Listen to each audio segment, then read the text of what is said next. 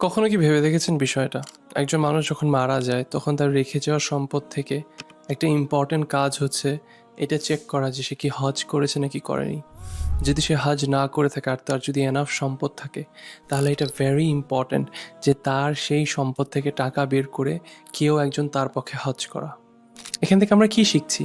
এখান থেকে আমরা শিখছি হজের ইম্পর্টেন্সটা। এখন একজন মানুষ যদি জেনুইনলি হজ করার নিয়ত ছিল কিন্তু সে তারপর মারা যান, তাহলে তার জন্য আমরা হজ করছি, এটা একটা ডিফারেন্ট কেস। কিন্তু তার বিষয়টা কেমন হবে? যার টাকা পয়সা সব ছিল কিন্তু তারপরেও সে হজটা কমপ্লিট করেনি। নিঃসন্দেহে তার পরিবার সদস্যরা মেবি তার জন্য হজ করবে, কিন্তু আল্লাহর কাছে তার কি জবাব থাকবে?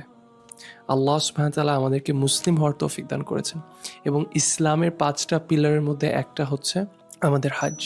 আমাদের অনেকের আছে টাকা পয়সা হয়ে যায়, কিন্তু তারপরও আমাদের লাইফে আমরা অন্য সব কিছুকে প্রায়োরিটাইজ করি except for the pillar of Islam, which is হজ।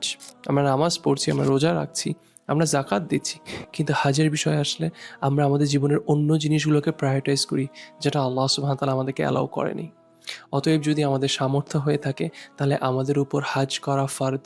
এটা আল্লাহ সুবহানাহু ওয়া তাআলার অর্ডার আমাদের উপর, এবং এটা আমাদের জন্য একটা আইজ্জার বিষয় যে আল্লাহ সুবহানাহু ওয়া তাআলা আমাদেরকে তার গেস্ট হওয়ার জন্য আমাদেরকে ইনভাইট করছেন। আল্লাহ সুবহানাহু ওয়া তাআলা আসুন, আমাদের যাদের সামর্থ্য হয়েছে এবং আমাদের টাকা পয়সা জোগাড় হয়ে গেছে, আমরা যেন আমাদের হজের নিয়ত করে ফেলি, আমরা যেন হজের জন্য আগাই।